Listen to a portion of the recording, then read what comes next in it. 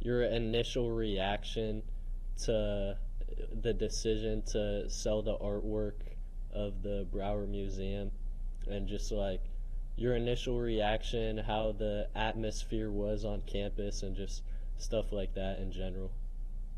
Okay. So I was in kind of a unique position because I was working at the Broward Museum at the time as the director's aide. And so I found out, first of all, I was kind of shocked I found out at the same time as everybody else. The director at the time couldn't talk about it, but I had just the semester before finished a course with Dr. Sarah Gunderson in the econ department about sort of museum ethics and the ethics of the art world. And so I was very recently equipped with the knowledge about the accessioning and what that looks like ethically and unethically. And so I was shocked, first of all, that this thing that I just learned about was coming to me in a way that I was not happy about, but also as somebody who had worked with this artwork, I was devastated. And that was sort of the general vibe I got initially by many of the students. I went to class and we were talking about it.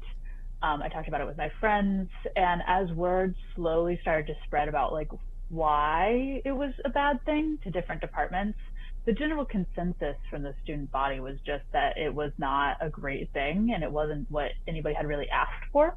So I do think there was a lot of emotions. It was sort of a grieving process in a way. People were angry, they were sad, they were in denial about it. The amount of times I heard people say, well, they just can't do that, so they won't. Like, there's going to be something that stops it. And so it was a very interesting time to be on campus for sure. And how do you think like it affected the art department specifically? Art department specifically is a great question because I was also an art major. I was Yeah. I was really in the VUCA, and it was in a way when I was talking to other students, such as engineers, about it, I would equate it to like, oh, like your 3D printing lab, where you have these tools that you are working with to learn. That's what the Brown Museum is for the art students. We go there to learn techniques. We're seeing these paintings, and it's such a valuable resource. So to have these taken away, and it was like having this valuable resource taken away, and of course it was coming right off the heels of the art psych fire, and so it was definitely a sense of loss that in some ways helped bring the art department like closer together. I got very close with the faculty as we sort of talked about it and maneuvered through it, and I think a lot of the faculty also got closer together through it. But in another way, it really felt like sort of kicking us while we were down. Yeah. And Professor Burrowflack told me that you were involved in like the protests.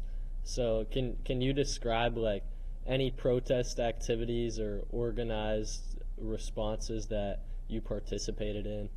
Hmm. So I very quickly became sort of a voice for people that weren't necessarily able to like publicly talk, and also like a consensus.